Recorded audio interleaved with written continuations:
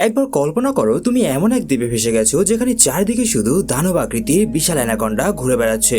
ঠিক এমনই বিশেষ এক কাজে একদল সার্কাস টিম পাড়ি জমায় থাইল্যান্ডে, কিন্তু সময় কম থাকার কারণে তারা বেছে নেয় জঙ্গলের এক ভয়ঙ্কর পথ। তবে তারা নিজেরা কখনো কল্পনাও করেনি তাদের এই সিদ্ধান্তের কারণে তারা ফেসে যাবে থাইল্যান্ডের এমন এক জঙ্গলে ঘেরা নির্জন দ্বীপে যেখানে চারিদিকে শুধু ভয়ঙ্কর ও মানুষ খেকো অ্যানাকন্ডার বসবাস। যার ফলে এই সার্কাস টিমের লোকেরা নিজেদের প্রাণ বাঁচানোর জন্য প্রাণপণ চেষ্টা চালিয়ে যাচ্ছিল। ঠিক তখন তারা জানতে পারে তাদের দলেরই একজন ইচ্ছে করে তাদের এখানে ফাঁসিয়ে দিয়েছে। এখন প্রশ্ন হচ্ছে, সার্কাসের এই টিম ভয়ঙ্কর এই জঙ্গল থেকে বেরোবে কিভাবে? তারা কি আদৌ এখান থেকে জীবন নিয়ে বেঁচে ফিরতে পারবে? এটা জানতে হলে সিট বেল্ট বেঁধে বসে পড়ো আজকের গল্প দেখার জন্য। গল্পটা এতটা ইন্টারেস্টিং যে তুমি এক মুহূর্তের জন্য চোখ সরানোর সময় পাবে না। তাই লেটস গো টু দ্য মূল গল্প। তবে তার আগে থাকবে চ্যানেলটাকে সাবস্ক্রাইবের একটা ছোট্ট রিকোয়েস্ট। গল্পের শুরুতেই আমরা দেখতে পাই জেফ নামের একজন ধুরন্ধর বন্যপ্রাণী শিকারীকে। তার পেশাই ছিল জঙ্গল থেকে বিরল প্রজাতির সাপ ধরে চড়া দামে বিক্রি করা। এই জন্য জেফ এবার তার নৌকায় আরো 3 জন সঙ্গীকে নিয়ে রওনা হয়েছে অ্যামাজনের এক নিষিদ্ধ দুর্গম অঞ্চলের দিকে। লোকমুখে প্রচলিত ছিল এই জায়গাটি পুরোপুরি অভিশপ্ত, কারণ এখানে বাস করে পৃথিবীর বৃহত্তম এবং সবচেয়ে বিপজ্জনক দানব ক্রিপসন অ্যানাকন্ডা। এই দানব এতটাই হিংস্র যে চোখের সামনে নিজের প্রজাতির অন্য কোনো অ্যানাকন্ডাকে দেখলেও সে তাকে আস্ত গিলে ফেলে। যাই হোক, এভাবে অনেক পথ পাড়ি দিয়ে তারা যখন গন্তব্যের কাছাকাছি পৌঁছায় তখন জেফের নৌকার ক্যাপ্টেন থমকে দাঁড়ায়। সে বুঝতে পারে তারা মৃত্যুর মুখে পা বাড়াচ্ছে, তাই সে জেফের কাছে এই বিশাল ঝুঁকির জন্য আরো মোটা অঙ্কের টাকা দাবি করে বসে। জেফ শান্ত মুখে টাকা বের করে দিলেও চতুরতার সাথে টাকাগুলো নিচে ফেলে দেয়। আর সেই ক্যাপ্টেন যখন টাকা তুলতে নিচে ঝোঁকে এবং আবারও সোজা হয়ে দাঁড়ায়, ঠিক তখনই ঘটে সেই শিউরে ওঠা ঘটনা। জেফ তার পকেট থেকে ধারালো ছুরি বের করে সরাসরি ক্যাপ্টেনের গলায় সজোরে আঘাত করে। রক্তে ভেসে যায় চারপাশ। জেফ ক্যাপ্টেনের গলা কেটে তার দেহটা নদীতে ছুঁড়ে ফেলে দেয়, যেন সে কোনো বড় শিকারকে আকৃষ্ট করার জন্য পানিতে টোপ ফেলছে। আর এই সব কিছু দূর থেকে দেখছে জেফের বাকি 2 জন সঙ্গী, যেটা দেখে এই 2 জন সঙ্গী ভয়ে কাঁপতে শুরু করলে জেফ ঠান্ডা গলায় বলে, আমি প্রতারকদের মোটেও পছন্দ করি না। একথা বলার পরে জেফ তার বাকি 2 জন সঙ্গীকে নিয়ে জঙ্গলের ভেতরে ঢুকে যায়।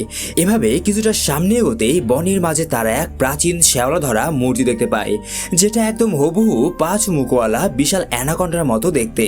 এটা দেখা মাত্রই জেফের চোখের মনি চকচক করে ওঠে। সে নিশ্চিত হয়ে যায় যে ক্রিপসন অ্যানাকন্ডার গল্পটা কোনো রূপকথা নয়, বরং এক নির্মম সত্য।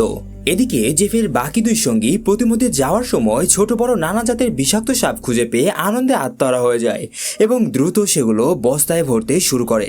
ওদিকে জেফ তার স্নাইপার বন্দুক নিয়ে একা একাই জঙ্গলের গভীরে চলে যায় সেই আসল দানবের খোঁজে।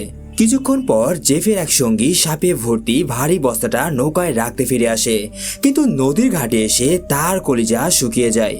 সে দেখে একটু আগে জেফের হাতে খুন হওয়া সেই ক্যাপ্টেনের শিরচ্ছেদ করা দেহটা পানির ভেতরে সোজা হয়ে দাঁড়িয়ে আছে। সে নিজের চোখকে বিশ্বাস করতে পারছিল না। তবে তার চোখের সামনেই দেহটা আবারও টুপ করে পানিতে ডুবে যায়। আর ঠিক তখনই এক বিশাল কালো ছায়া পানির নিচ থেকে তার দিকে ধেয়ে আসতে শুরু করে। ভয় দিশাহারা হয়ে লোকটি জঙ্গলের দিকে দৌড়াতে শুরু করে। কিন্তু প্রকৃতির এই আদিম জল্লাদের হাত থেকে পালানো কি এতই সহজ? বিশাল সেই ক্রিপসন অ্যানাকন্ডা মুহূর্তের মধ্যে তাকে পেঁচিয়ে ধরে এবং হাড়গোড় মরমর করে ভেঙে আস্ত গিলেই ফেলবে। ঠিক তখনই দৃশ্যটি বদলে গিয়ে জঙ্গলের অন্য পাশে থাকা দ্বিতীয় সঙ্গীকে দেখানো হয়। সে হঠাৎ করে এক অদ্ভুত খসখসে শব্দ শুনে চমকে ওঠে। এই জন্য সে কিছুটা সামনে এগিয়ে যায় এবং তাকিয়ে দেখে এক গা শিউরে ওঠা দৃশ্য। একটা বিশাল আকার গাছের গুড়ি বেয়ে ওপরে উঠছে সেই দানবীয় ক্রিপসন অ্যানাকন্ডা, যার পেটটা অস্বাভাবিকভাবে ফুলে আছে। যা দেখে স্পষ্ট বোঝা ছিল সে একটু আগে আস্ত একটা মানুষকে গিলে ফেলেছে। এইটা বুঝতে পারা মাত্রই লোকটি ভয়ে এক কদম পেছনের আগে এক অদ্ভুত ও আঠালো তরলে মাখানো অবস্থায় তার প্রথম সঙ্গীর মৃতদেহটি ওপর থেকে সজোরে তার সামনে এসে ঝুলে পড়ে।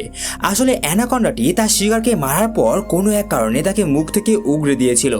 যাই হোক, চোখের সামনে এই বিভৎস দৃশ্য দেখে দ্বিতীয় সঙ্গীটি যখন চিৎকার দিতে যাবে, ঠিক সেই মুহূর্তে অ্যানাকন্ডাটি তার ওপর বিদ্যুৎ গতিতে নেমে এসে তাকেও নিজের শরীরের সাথে পেঁচিয়ে ফেলে এবং ওপরে নিয়ে গাছের সাথে সজোরে চেপে ধরে তার শরীরের প্রতিটি হাড় চূর্ণ বিচূর্ণ করে দেয় এবং তাকেও খেতে শুরু করে। আর ঠিক এই দৃশ্যটাই কিছুটা দূরে ঝোপের আড়ালে দাঁড়িয়ে জেফ দেখছিল। তবে জেফের মুখ চোখে আতঙ্কের বদলে ছিল এক অদ্ভুত শয়তানি আনন্দ। জেফকে দেখে মনে হচ্ছিল এই সমস্ত কিছু তার প্ল্যান মোতাবেকই চলছিল। আসলে জেফ এখানে এই অ্যানাকন্ডাটিকেই ধরার জন্য এসেছে। তাই সে যখন বন্দুক তাক করে ওটাকে অজ্ঞান করে ইঞ্জেকশন দিতে যাবে, ঠিক তখনই হঠাৎ পুরো জঙ্গলের পশু পাখি একসঙ্গে চিৎকার করে ওঠে। আর এই তীব্র আওয়াজে এই বিশাল অ্যানাকন্ডাটি শিকার না করে সেখান থেকে পালিয়ে যায়। এরপর এখান থেকে দৃশ্য পরিবর্তন হয় এবং দেখানো হয় বেইলি ইয়াং নামের এক ব্যবসায়ীকে। বেইলি ইয়াং তার বন্ধুদের সাথে একটা সার্কাস দলে কাজ করত, কিন্তু বর্তমানে সার্কাসটি বন্ধ হয়ে যাওয়ায় সে এক চড়া চুক্তিতে সেই সার্কাসের মালিকের কাছ থেকে সমস্ত পারফর্মার ও শিল্পীদের নিজের দায়িত্বে কিনে নেয়।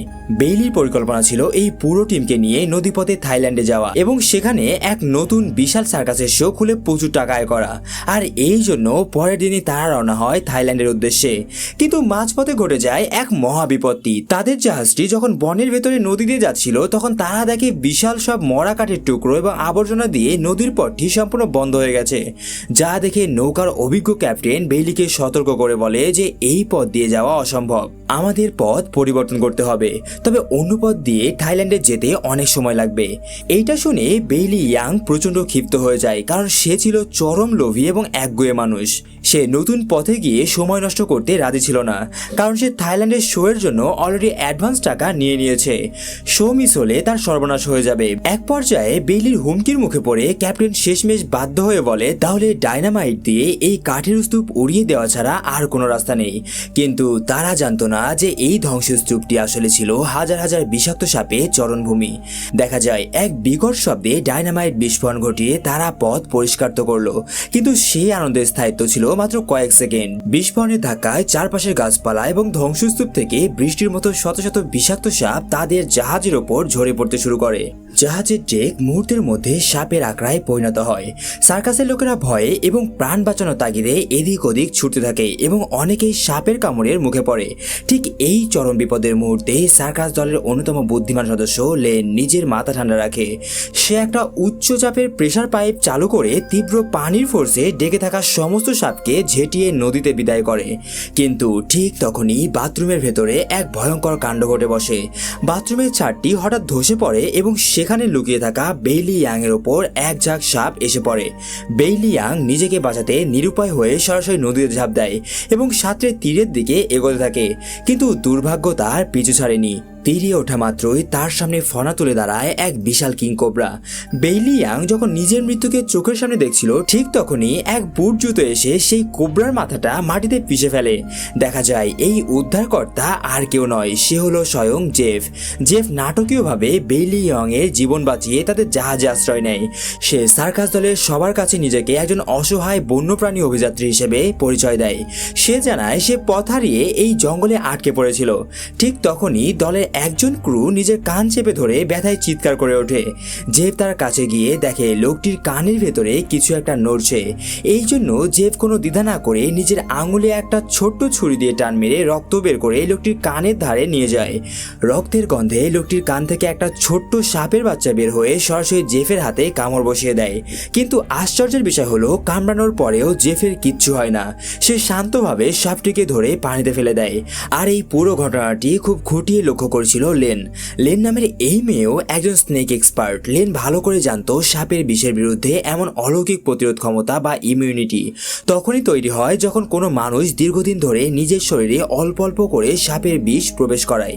লেন তখন বেইলি ইয়াংকে ফিসফিস করে বলে এই জেফ লোকটাকে আমার মোটেও সুবিধার মনে হচ্ছে না।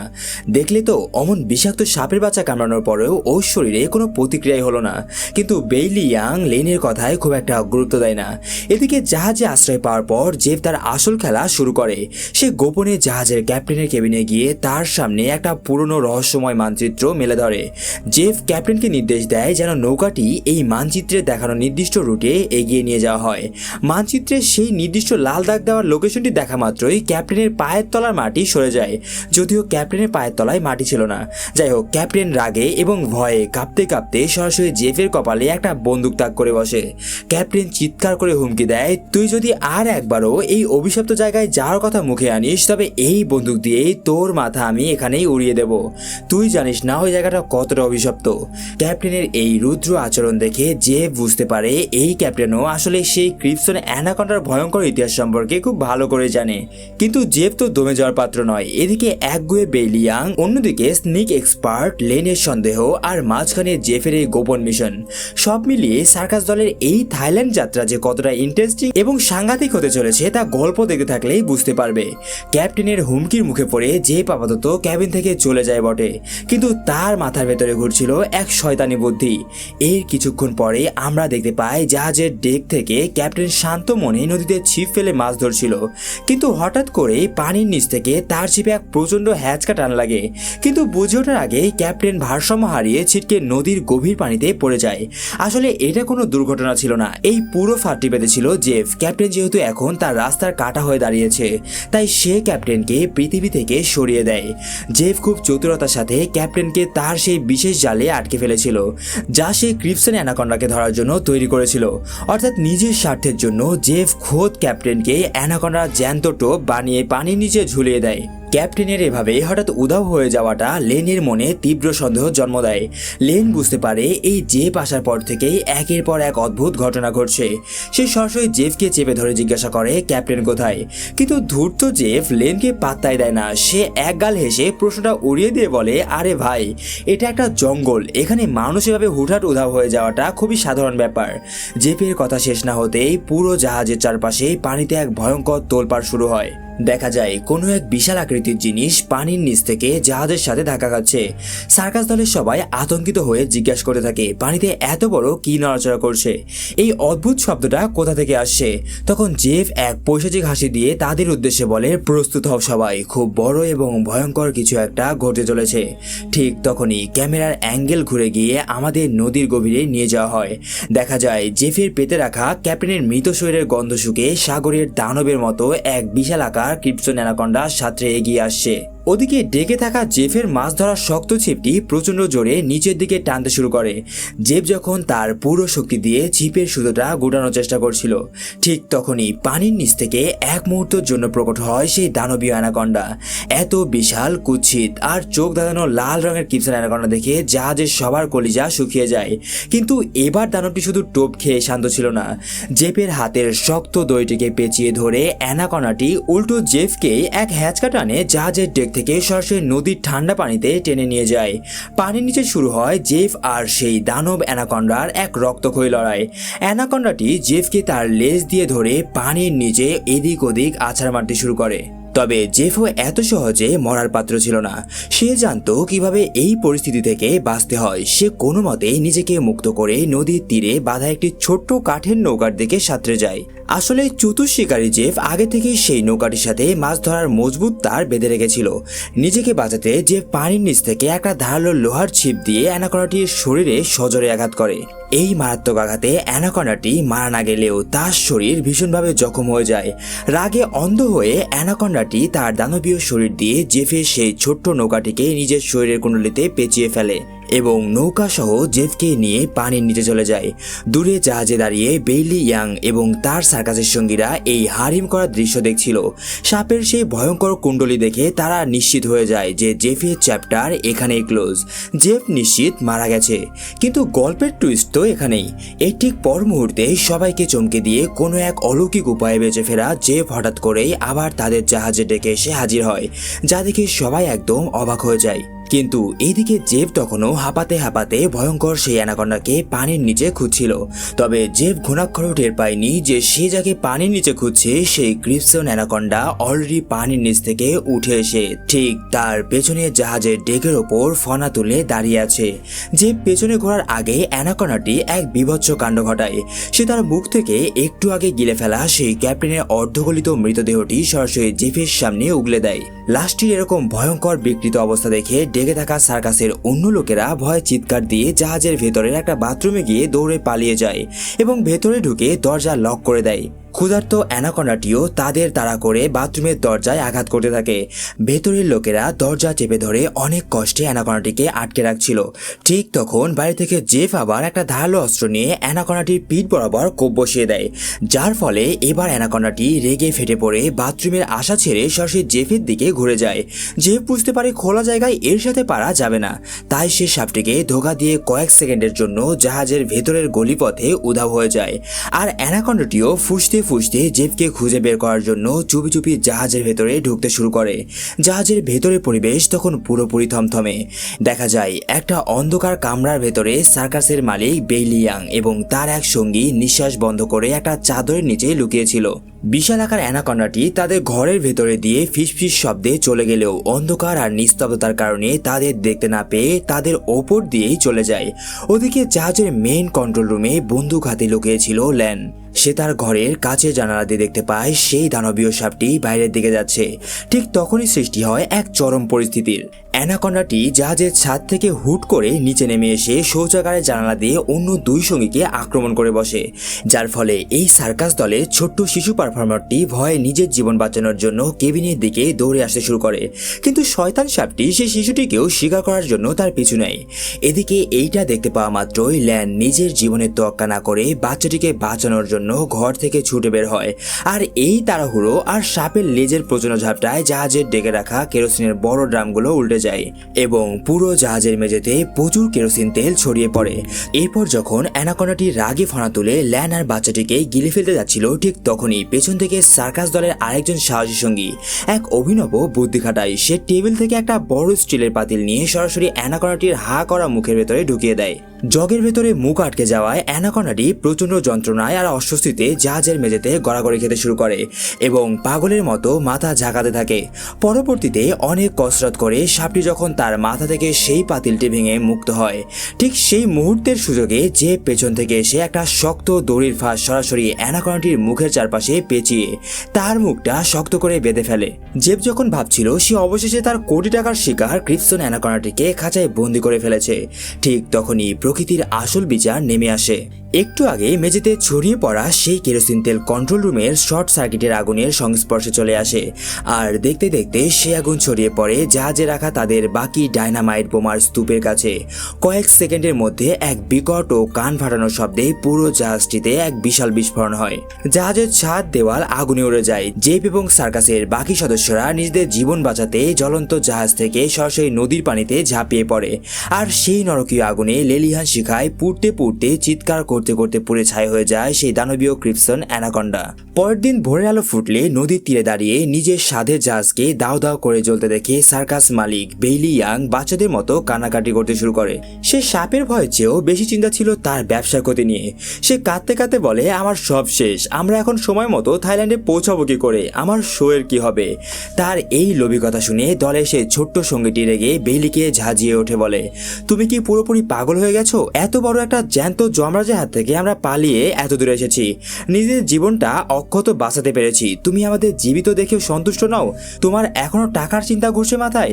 কিন্তু এই দিকে ল্যান পুরো বিষয়টি একদম পরিষ্কার বুঝে গিয়েছিল। সে বুঝতে পেরেছিল যে এই সব কিছুর পেছনে রয়েছে ওই জঙ্গলি শিকারী জেফ। সে রেগে গিয়ে জেফের দিকে আঙুল তুলে বলতে শুরু করে, এই লোকটা আমাদের উদ্ধার করেনি, বরং আমাদের এই পুরো জাহাজ আর আমাদের জীবনকে সে ওই দানবটাকে ধরার ফাঁদ হিসেবে ব্যবহার করেছে।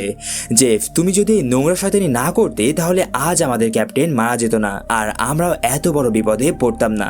ল্যানের এই কঠিন অভিযোগ শুনে জেবার নিজের আসল রূপ লুকিয়ে রাখে না। সে পকেট থেকে তার ভেজা সিগারেটটা বের করে এবং কুৎসিত হাসি দিয়ে বলে, তোমরা সাধারণ সার্কাস দলের লোকেরা টাকার কি বোঝো? তোমরা কি জানো ওই একটা ক্রিপসন অ্যানাকন্ডার ইন্টারন্যাশনাল মার্কেটের দাম কত হতে পারে? কোটি কোটি টাকা। তোমরা যদি লড়াকু না হয়ে আমাকে ওটা জ্যান্ত ধরতে সাহায্য করতে, তাহলে আজ আমাদের এই ভাঙা জাহাজে ঘুরতে হতো না, আমরা সবাই আজ কোটিপতি হয়ে যেতাম। জেফির মুখ থেকে এই কোটিপতি শব্দটা শোনা মাত্রই লোভী বেইলি ইয়ং এর চোখ দুটো লোভের আগুনে চকচক করে ওঠে। সে যে ইংল্যান্ডে গিয়ে সার্কাস করার জন্য কান্নাকাটি করছিল তা 1 সেকেন্ডের মধ্যে ভুলে যায়। দেখা যায় সে লেনের কথায় কান্না দিয়ে সরাসরি জেফের পক্ষ নিয়ে কথা বলতে শুরু করে। বেইলি ইয়ং উত্তেজিত হয়ে জেফকে জিজ্ঞাসা করে, জেফ তুমি ঠিক বলছো তো? ওই অ্যানাকন্ডাটাকে ধরলে সত্যি কি এত টাকা পাওয়া যাবে? আমাদের কি করতে হবে বলো, আমরা সেই টাকা পাবো কিভাবে? আমাদের এখন কোথায় যেতে হবে? বেইলি ইয়ং এর এই অন্ধ লোভ দেখে জেফ মনে মনে হাসতে থাকে এবং সে তার পকেট থেকে সেই জলছাপ মারা রহস্যময় মানচিত্রটা আবার বের করে বেইলি ইয়ং আর বাকিদের দেখায়। মানচিত্রের একটা দুর্গম বিন্দুর দিকে আঙুল নির্দেশ করে জেফ বলে, তোমরা যদি এখন থেকে আমার কথা মতো চলো এবং আমাকে সাহায্য করো, আমি তোমাদের এই জঙ্গল পার করে মাত্র 2 দিনের মধ্যে থাইল্যান্ডে পৌঁছে দেব, আর সাথে বোনাস হিসেবে থাকবে অঢেল সম্পদ। এখন যেহেতু বেইলি ইয়ং এর দুটো কাজই একসাথে সম্পন্ন হচ্ছিল, টাকাও পাওয়া যাবে আবার থাইল্যান্ডেও যাওয়া যাবে, তাই সে এক পায়ে রাজি হয়ে যায় জেফের সাথে এই বিপজ্জনক খেলায় নামতে। কিন্তু বেইলির এই অন্ধ লোভ দেখে ল্যান্ড এবং সার্কাস দলের বাকি অনুষঙ্গীদের মনে জেফের ওপর বিন্দু মাত্র বিশ্বাসও ছিল না। তারা বুঝতে পারছিল তারা থাইল্যান্ডে নয়, বরং জেফের হাত ধরে সরাসরি মৃত্যুর পরবর্তী ধাপে পা বাড়াতে চলেছে। এরই মধ্যে পরিস্থিতি আরো জটিল হয়ে ওঠে। বেইলি ইয়ং এর এক নারী সঙ্গীর শারীরিক অবস্থা ক্রমশ খারাপ হতে থাকে, কারণ তাকে একটা অত্যন্ত বিপজ্জনক পোকা কামড়ে দিয়েছিল। সেই পোকার বিষ এতটাই মারাত্মক ছিল যে মেয়েটির মৃত্যু পর্যন্ত হতে পারত। এই অবস্থা দেখে জেফ তাদের বলে, আমার কাছে এমন একটি ওষুধ আছে যা দিয়ে এই মেয়ের চিকিৎসা করা সম্ভব। এখন তোমরা যদি ওর চিকিৎসা করাতে চাও তবে তোমাদের আমাকে আমার নৌকায় নিয়ে যেতে হবে। নিরুপায় হয়ে এবং অনিচ্ছা সত্ত্বেও তারা জেফকে সাহায্য করতে রাজি হয়। যেহেতু সেই বিস্ফোরণে বেইলি ইয়ং এর নিজস্ব জাহাজটি আগেই ক্ষতিগ্রস্ত হয়েছিল, তাই তাদের পুরো দলটিকে এখন পায়ে হেঁটে যাত্রা শুরু করতে হয়। এরপর এভাবে পায়ে হেঁটে এগিয়ে যাওয়ার সময় জেফ তাদের একটা কঠোর সতর্কবার্তা দেয়। সে বলে এখানকার জল যেন তারা ভুল করেও পান না করে, কারণ এই জলের মধ্যে এমন এক ধরনের অদ্ভুত পোকা বা পরজীবী থাকে যা মানুষের শরীরের ভেতরে ঢুকে যায় এবং তাকে এতটাই তৃষ্ণার্ত করে তোলে যে মানুষটি শেষ পর্যন্ত এই জলেই ডুবে মারা যায়। এরপর হাঁটতে হাঁটতে রাত হয়ে এলে তারা সবাই মিলে একটা গুহার ভেতরে আশ্রয় নেয়।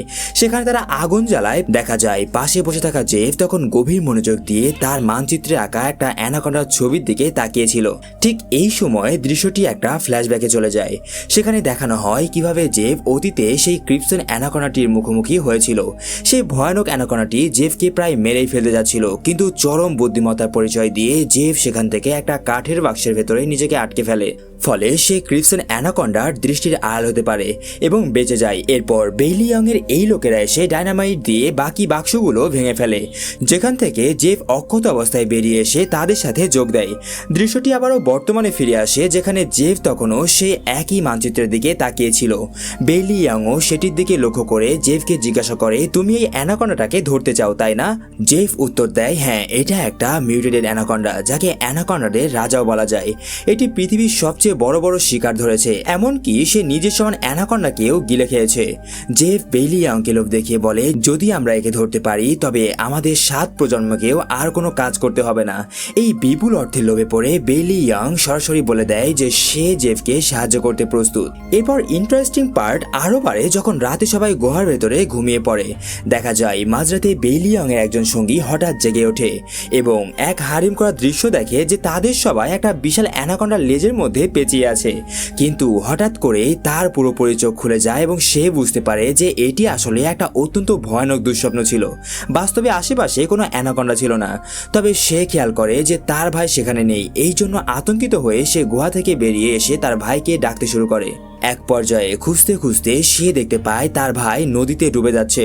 সে দ্রুত তার কাছে গিয়ে তাকে বাঁচানোর আপ্রাণ চেষ্টা করে, কিন্তু তখনই সে দেখতে পায় নদীর জলে সেই বিষাক্ত পোকাগুলো কিলবিল করছে, যার বিষয়ে জেফ আগেই সতর্ক করেছিল। অর্থাৎ সেই অদ্ভুত পোকাগুলো তার ভাইকে কামড়ে চরম তৃষ্ণার্ত করে জলে নামিয়েছিল। কিন্তু তাকে বাঁচানোর আগে হঠাৎ পানির নিচ থেকে একটা অ্যানাকন্ডা এসে তার ভাইকে টেনে গভীর জলে নিয়ে নিখোঁজ হয়ে যায়। পরদিন সকালে ভারী মন নিয়ে তারা আবারও যাত্রা শুরু করে। এইবার জঙ্গলের মধ্য দিয়ে হাঁটার সময় তারা এমন একটি দুর্গম পথের সামনে এসে দাঁড়ায় যেখানে হাঁটার মতো আর কোনো জায়গায় ছিল না। যে কোনো মূল্যে তাদের নদীতে নামতেই হতো, কারণ নদীটি পার হওয়া ছাড়া সামনে যাওয়ার আর কোনো পথ নেই। আগের রাতের ঘটনার পর কেউই নদীতে নামতে চাইছিল না, কিন্তু এখন আর কোনো উপায় না থাকায় তারা চরম ভয়ে নদীতে নামে। দেখা যায় নদীতে নামা মাত্রই এক যুবক জলের দিকে ইশারা করে চিৎকার করে ওঠে এবং বাকিরা দেখতে পায় একটা বিশাল অ্যানাকন্ডা তাদের চারপাশ থেকে ঘিরে ফেলেছে। সার্কাস টিমের মধ্যে যে লোকটির ভাই আগের রাতে নিখোঁজ হয়েছিল সে ভয়ে চিৎকার করতে শুরু করে, কিন্তু প্রবাদে আছে ভীত মানুষের মৃত্যু নিশ্চিত। সে ঘুণাক্ষরেও টের পায়নি যে অ্যানাকন্ডাটি ঠিক তার পেছনেই হা করে আছে। এরপর হঠাৎ অ্যানাকন্ডাটি তাকে কামড়ে ধরে এবং শরীরের সাথে শক্ত করে পেঁচিয়ে ফেলে। ল্যান তৎক্ষণাৎ তার সাহায্যে এগিয়ে আসে, কিন্তু ততক্ষণে অনেক দেরি হয়ে গেছে। অ্যানাকন্ডাটি ইতোমধ্যেই লোকটির হাড়গোড় ভেঙে ফেলেছে এবং তাকে শ্বাসরোধ করে মেরে ফেলেছে। আশেপাশে থাকা বাকি সবাই স্তব্ধ হয়ে পুরো দৃশ্যটি চোখের সামনে দেখে, কারণ তাদের এখানে কিছুই করার নেই। এরপর অ্যানাকন্ডাটি লোকটির মৃতদেহ নিয়ে পানিতে অদৃশ্য হয়ে যায় এবং বাকিরা প্রাণ বাঁচাতে দ্রুত সেখান থেকে ছুটে পালায়। কিছুক্ষণ পর তারা অবশেষে জেফের নৌকায় পৌঁছাতে সক্ষম হয়। পৌঁছানো মাত্রই জেফ তার প্রতিশ্রুতি অনুযায়ী সেই ওষুধটি দেয়, যা দিয়ে তারা ওই সুন্দরী অসুস্থ সঙ্গীর চিকিৎসা করতে শুরু করে। আর এখন তারা থাইল্যান্ডের মূল ভূখণ্ডের খুব কাছাকাছি চলে এসেছিল। পরিস্থিতি স্বাভাবিক ভেবে তাদের একজন সঙ্গী প্রস্তাব দেয়, চলো তাড়াতাড়ি এখান থেকে চলে যায়। কিন্তু জেফ তখনই তার আসল রূপ দেখায়। সে বলে, প্রতিশ্রুতি অনুযায়ী আমি তোমাদের সবাইকে নিরাপদে এখানে নিয়ে এসেছি, কিন্তু এখন তোমাদেরও নিজেদের প্রতিশ্রুতি পূরণ করতে হবে। তোমাদের সবাইকে আমাকে সাহায্য করতে হবে। একথা শুনে দলের ছোট্ট ছেলেটি জেফের উদ্দেশ্য বুঝতে পেরে বলতে শুরু করে, যদি তোমার সাহায্যের সাথে ওই অ্যানাকন্ডার কোনো সম্পর্ক থাকে তাহলে ভুলে যাও, আমরা তোমার সাহায্য করব না। একথা শুনে জেফ সরাসরি তার বন্দুক বের করে বসে। ঠিক একই সময়ে চরম লোভী বেইলিয়াংও নিজের ছুরি বের করে তাদের ভয় দেখাতে শুরু করে, কারণ সে ইতোমধ্যে জেফের সাথে হাত মিলিয়ে তার দলে চলে গেছে। বেইলিয়াং বাকিদের হুমকি দিয়ে বলতে থাকে যেন তারা তাড়াতাড়ি জেফের কথা মতো কাজ করে। লেন বেইলিয়াং এর এই রূপ দেখে অবাক হয়ে বলে, তোমরা সবাই কি পাগল হয়ে গেছো? ওই বড় অ্যানাকন্ডা ধরা প্রায় অসম্ভব। এটা শুনে জেফ ঠান্ডা মাথায় উত্তর দেয়, হ্যাঁ তুমি ঠিক বলেছো, কিন্তু পুরোপুরি নয়। ওই অ্যানাকন্ডাটা যখন কোনো কিছু খেতে ব্যস্ত থাকবে তখনই তাকে ধরতে হবে। এই ভয়ঙ্কর পরিকল্পনা অনুযায়ী বেইলিয়াং ও জেফ দুজনে মিলে দড়ি দিয়ে লেনের দুই সঙ্গীকে শক্ত করে বেঁধে একটা বড় জালের উপরে ঝুলিয়ে দেয়, যাতে সেই ক্রিপসন অ্যানাকন্ডাটিকে আকর্ষণ করার জন্য তাদের জ্যান্ত টোপ হিসেবে ব্যবহার করা যায়। দেখা যায় কাঁদতে কাঁদতে ছোট্ট শিশুটি বেইলিয়াংকে জিজ্ঞাসা করে, আমরা যদি মারা যাই তাহলে তোমার সার্কাসে কে খেলা দেখাতে আসবে? একথা শুনে বেইলিয়াং পাগলের মতো হাসতে হাসতে তার আসল গোপন কথা ফাঁস করে দেয়। সে বলে, তোমরা কি ভেবেছিলে আমি তোমাদের সার্কাসের জন্য থাইল্যান্ডে নিয়ে যাচ্ছিলাম? না, আমি তোমাদের সেখানে নিয়ে যাচ্ছিলাম তোমাদের শরীরের এক একটা অঙ্গ প্রত্যঙ্গ বিক্রি করে অনেক টাকা কামানোর জন্য। কিন্তু এখন আমার পরিকল্পনা বদলে গেছে এবং আমি জেফের সাথে হাত মিলিয়েছি, কারণ আমি জানি এই অ্যানাকন্ডাটা আমাকে তোমাদের চেয়েও অনেক বেশি টাকা কামিয়ে দিতে পারবে। এদিকে জেফ যখন সেই ক্রিপসন অ্যানাকন্ডাটির জন্য নিখুঁত ফাঁদ পাচ্ছিল, তখন সেই বাকি থাকা লেন আর সেই সুন্দরী মেয়েটাকে একটা গাছের সাথে শক্ত করে বেঁধে রেখেছিল। শুধু তাই নয়, সে মেয়ে দুটির একজনের সাথে অত্যন্ত অশালীন ও নোংরা আচরণ করতে শুরু করে। কিন্তু এই মেয়েও ছিল মহাচালাক। সে জেফকে বাধা দেওয়ার ভান না করে উল্টো তাকে নিজের মোহের ফাঁদে ফেলে এবং অত্যন্ত চতুরতার সাথে জেফের পকেট থেকে বন্দুকটি বের করে নেয়। কিন্তু মেয়েটি যখনই জেফকে লক্ষ্য করে গুলি চালাতে যায়, ঠিক তখনই সে বুঝতে পারে এই বন্দুকটি সম্পূর্ণভাবে খালি। ফলে মেয়েটি আবারও জেফের খপ্পরে মারাত্মকভাবে আটকে পড়ে। জেফ এইবার রাগে অন্ধ হয়ে মেয়েটিকে মারতে গেলে ল্যান পেছন থেকে ছুটে আসে এবং তার হাতে ছুরি দিয়ে জেফকে আঘাত করে বসে। কিন্তু জেফ অত্যন্ত শক্তিশালী হওয়ায় লেনকে উল্টো মাটিতে আছাড় মারে। এই সুযোগ দেখে সেই সুন্দরী মেয়েটি জেফের হাত থেকে বন্দুকটি ছিনিয়ে নেওয়ার জন্য লড়াই শুরু করে। এখানে ল্যান কিছুটা দুর্বল হয়ে পড়লেও সে পেছন থেকে জেফের গলা চেপে ধরে তাকে শ্বাসরোধ করে মারার চেষ্টা করছিল। তবে এই ভয়ানক লড়াইয়ের মাঝে হঠাৎ করে জেফের হাতে থাকা সেই বন্দুক থেকে একটা গুলি চড়ার শব্দ শোনা যায়। ঠিক এই সময়ে এখান থেকে দৃশ্য পরিবর্তন হয় এবং দেখানো হয় সেই জায়গা যেখানে জেফ টোপ হিসেবে দুই সঙ্গীকে বেঁধে রেখেছিল। লেনের এই দুই সঙ্গীর দিকে এখন একটা বিশাল সাইজের অ্যানাকন্ডা তাদেরকে খাওয়ার জন্য ধীর গতিতে এগিয়ে আসছিল। আর এই সমস্ত কিছু দূরে দাঁড়িয়ে বেইলিয়াং অত্যন্ত আনন্দের সাথে নিজের চোখে উপভোগ করছিল। দেখা যায় বেইলিয়াং এর হাতে ছিল অ্যানাকন্ডা ধরার জন্য ব্যবহৃত সেই জালের প্রধান দড়িটি, কিন্তু বেইলিয়াং অন্যদের মৃত্যুর তামাশা দেখতে এতটাই ব্যস্ত ছিল যে সে টেরই পায়নি তার নিজের মৃত্যু ঠিক তার মাথার ওপরেই ঝুলছে। দেখা যায় আরেকটি বিশাল অ্যানাকন্ডা গাছের ওপর থেকে তার দিকে ওত পেতেছিল। বেইলিয়াং কিছু বুঝে ওঠার আগে অ্যানাকন্ডাটি তার মাথায় সজোরে আঘাত করে তাকে শূন্যে তুলে নিয়ে যায়। এই অতর্কিত আক্রমণে বেইলিয়াং তার হাতে দড়িটি ছেড়ে দেয়, যার ফলে দড়িটি হাতছাড়া হয়ে টান খেয়ে জালটি দুই সঙ্গী সহ ওপরের দিকে উঠে যায় এবং তারা নিচের অ্যানাকন্ডাটির মুখ থেকে অলৌকিকভাবে বেঁচে যায়। ওদিকে জেফ তখনও মেয়েটিকে মারার চেষ্টা করছিল, কিন্তু এবার ল্যান তার বুদ্ধি খাটিয়ে পেছন থেকে একটা বড় কাঠের টুকরো নিয়ে জেফের মাথায় সজোরে আঘাত করে, যার ফলে জেফ অজ্ঞান হয়ে মাটিতে পড়ে যায়। এরপর জেফ অজ্ঞান হওয়ার সাথে সাথেই তারা দুজনে দ্রুত নদীর ওপরে আটকে থাকা তাদের বাকি দুই সঙ্গীর কাছে ছুটে যায় এবং ফাঁদ থেকে তাদের মুক্ত করে আনে। কিন্তু ঠিক তখনই জেফের জ্ঞান ফিরে আসে এবং সে আবারও দাঁড়িয়ে পড়ে। তাকে দেখে সবাই আতঙ্কিত হয়ে পড়ে যে এবার হয়তো জেফ তাদেরকে আর বাঁচিয়ে রাখবে না, কিন্তু ভাগ্য এখানে তাদের পক্ষে ছিল। ঠিক তখনই নদী থেকে সেই বিশাল অ্যানাকোন্ডাটি জেফের ওপর ঝাঁপিয়ে পড়ে এবং তাকে কামড়ে ধরে পানির নিচে টেনে নিয়ে যায়। এটা দেখে ল্যান সহ বাকিরা নিজেদের জীবন বাঁচাতে দ্রুত পালানোর জন্য জেফের নৌকায় গিয়ে ওঠে। কিন্তু ততক্ষণে ল্যানের সেই সুন্দরী সঙ্গীর অবস্থা আরও খারাপ হয়ে গিয়েছিল, কারণ জেফের সাথে লড়াইয়ের সময় যে গুলিটি চলেছিল সেই গুলিতে এই সুন্দরী গুরুতর আহত হয়ে গেছে। আর এভাবেই কিছুক্ষণ থাকার পর ল্যানের কোলেই তার মৃত্যু হয়। এটা দেখে বাকিরা এক মুহূর্ত দেরি না করে দ্রুত নৌকাটি চালু করার চেষ্টা করে, কিন্তু দুর্ভাগ্যবশত নৌকাটি বিকল হয়ে পড়েছিল এবং স্টার্ট নিচ্ছিল না। ঠিক এই সময়ে ল্যানের এক সঙ্গীকে পেছন থেকে হঠাৎ গুলি করা হয়। সে যখন শরীর থেকে গুলিটি বের করে পরীক্ষা করে তখন দেখতে পায় এটি আসলে কোনো সাধারণ গুলি নয়, বরং এটি একটা ট্র্যাঙ্কুলাইজার বা অজ্ঞান করার ওষুধবাহী সিরিঞ্জ ছিল। এরপর পেছনে তাকালে তারা দেখতে পায় যে এই কাজটি করেছে সে আর কেউ নয়, স্বয়ং জেফ। জেফ সেই অ্যানাকোন্ডার প্রাণঘাতী আক্রমণ থেকেও বেঁচে ফিরে এসেছে। ফ্ল্যাশব্যাকে দেখা যায় সে অ্যানাকোন্ডাটির মাথা কেটে তাকে দু টুকরো করে দিয়েছে, আর এই জন্য জেফ আবারও এই তিনজনকে বন্দি করে এবং অত্যন্ত নিষ্ঠুরভাবে তাদের ধারালো লোহার তার দিয়ে চারপাশ থেকে বেঁধে ক্রিপসন অ্যানাকোন্ডার জন্য নতুন করে টোপ বানায়। এরপর সে লোহার ধারালো সেই তার ধরে কিছুটা দূরে গিয়ে দাঁড়িয়ে থাকে। এবার মুহূর্তের মধ্যেই পানির নিচ থেকে অনেকগুলো বড় বড় অ্যানাকোন্ডা এই তিনজনকে আক্রমণ করার জন্য সেখানে হাজির হয়। দেখা যায় চারপাশ থেকে সেই অ্যানাকোন্ডাগুলো তাদেরকে ঘিরে ধরায় তিনজনই বুঝতে পারে যে আজ তাদের মৃত্যু নিশ্চিত এবং পালানো প্রায় অসম্ভব। কিন্তু এখানে তাদের ভাগ্য আবার অলৌকিকভাবে সহায় হয়। হঠাৎ করে এক অদ্ভুত কারণে বাকি সব অ্যানাকোন্ডা এই তিনজনকে ছেড়ে ভয়ে চারিদিকে পালাতে শুরু করে। আসলে তারা সেখানে অন্য একটি বিশাল দানবীয় অ্যানাকোন্ডাকে আসতে দেখেছিল, যার ফলে ছোট সাপগুলো পালিয়ে যায়।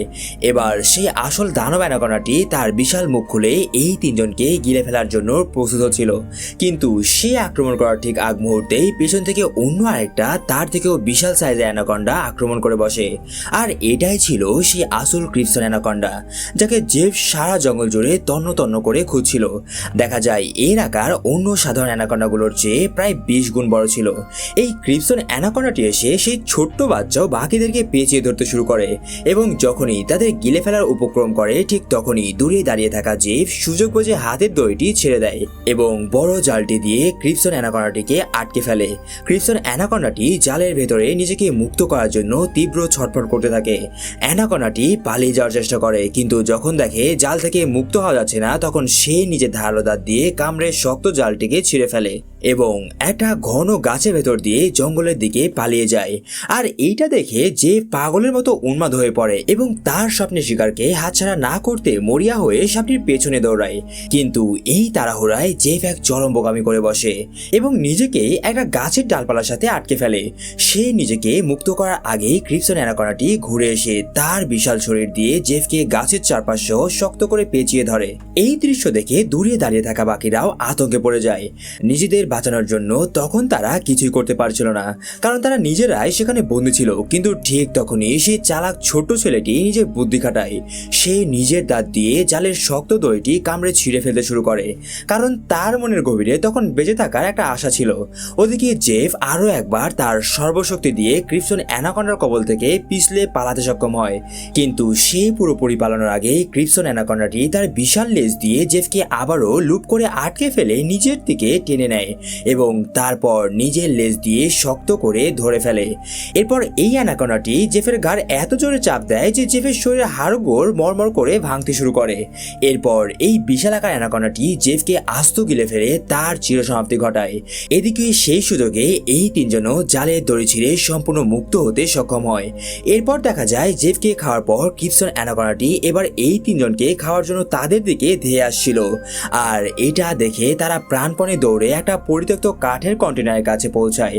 বাচ্চাটি নিজের জীবন বাঁচাতে দ্রুত কন্টেনারের ভেতরে ঢুকে পড়ে, কিন্তু অ্যানাকোন্ডাটি তাকে দেখে ফেলে এবং কন্টেনারের ভেতরে মাথা ঢুকিয়ে তার দিকে এগোতে থাকে। দেখা যায় কন্টেনারের অপর পাশের দরজাটি পুরোপুরি লক বা বন্ধ ছিল। এইটা দেখে বাচ্চাটি ভয়ে অত্যন্ত দ্রুত কন্টেনারের এপাশে থাকা দরজাটি ভাঙার চেষ্টা করতে থাকে, কিন্তু কোনো কোনো কিছুতেই কাজ হচ্ছিল না। অ্যানাকোন্ডাটি বাচ্চাটিকে কামড়ে দেওয়ার জন্য তার দিকে এগিয়ে আসছিল। ঠিক এমন সময় বাইরে থাকা সঙ্গীটি কন্টেনারের অপর পাশে দরজাটি টেনে খুলে ফেলে এবং বাচ্চাটি সেখান থেকে বেরিয়ে কোনো রকমে পালিয়ে যায়। আর এখন তারা সবাই মিলে সামনের জ্বলন্ত আগুনের দিকে দৌড়ে যায়, কারণ তারা জানতো যে এই দানবের হাত থেকে বাঁচার আর কোনো উপায় নেই। কিন্তু ঠিক তখনই তাদের নিজেদের অজান্তেই তারা দৌড়াতে দৌড়াতে জঙ্গলের এমন এক অংশে পৌঁছে গিয়েছিল যেখানে লোভিজেভ আগে থেকেই অ্যানাকোন্ডা শিকারের জন্য একটা অত্যন্ত ধারালো লোহার তার পেতে রেখেছিল। দেখা যায় ক্রিপসন অ্যানাকোন্ডাটি যখনই দ্রুত গতিতে তাদের তাড়া করে সেই তারের ওপর দিয়ে যায়, ঠিক তখনই তারের ধারালো আঘাতে মুহূর্তের মধ্যে তার বিশাল মাথাটি ধর থেকে কেটে আলাদা হয়ে মাটিতে পড়ে যায়। ল্যান এবং বাকিরা পেছনে ফিরে তাকায় এবং বিশ্বাসই করতে পারছিল না যে তারা সত্যি সত্যিই বেঁচে গেছে। সাপের কাটা মাথা ও বিশাল দেহটি নিথর পড়ে থাকতে দেখে তারা অত্যন্ত খুশি হয় যে অ্যানাকোন্ডাটি মারা গেছে। আর এর ফলে তারা আর এক মুহূর্তের জন্য সেখানে না দাঁড়িয়ে এই জঙ্গল থেকে বেরোনোর চেষ্টা করে, কারণ তারা খুব ভালো করে জানতো যে এই রহস্যময় জঙ্গলে এখনো এরকম আরো অনেক ভয়ানক অ্যানাকোন্ডা ঘুরে বেড়াচ্ছে। তাই তারা যত দ্রুত সম্ভব সেই জঙ্গল থেকে পালিয়ে মূল ভূখণ্ডের দিকে চলে যায়। এরপর গল্পের একেবারে শেষ দৃশ্যে দেখা যায় ক্রিপসন অ্যানাকোন্ডাটি আসলে মারা যায়নি। জেফ গল্পের শুরুতে যেমনটা বলেছিল যে এটি সাধারণ কোনো সাপ নয়, এটি ছিল একটা মিউটেটেড অমর অ্যানাকোন্ডা। অলৌকিক ও বৈজ্ঞানিক মিউটেশনের কারণে সাপটি তার কাটা মাথার শরীরের সাথে পুনরায় জোড়া লাগিয়ে সম্পূর্ণ নতুনভাবে নিজেকে তৈরি করে ফেলে এবং চোখ মেলে আবার জীবিত হয়ে ওঠে। আর এই হাড়হিম করা দৃশ্যের মাধ্যমেই অসাধারণ এই গল্পটি এখানে শেষ হয়ে যায়। এখন বলো কেমন লাগলো আজকে গল্পটি? যদি ভালো লাগে তাহলে গল্পটিতে একটা লাইক, আর যারা আজকে নতুন আমার ভিডিও দেখছো তারা চ্যানেলটাকে সাবস্ক্রাইব করতে ভুলে যেও না। দেখা হচ্ছে পরবর্তী ভিডিওতে, ততক্ষণে কমেন্ট করে জানাও গল্পটা কেমন লাগলো এবং কে কোথায় থেকে দেখছো।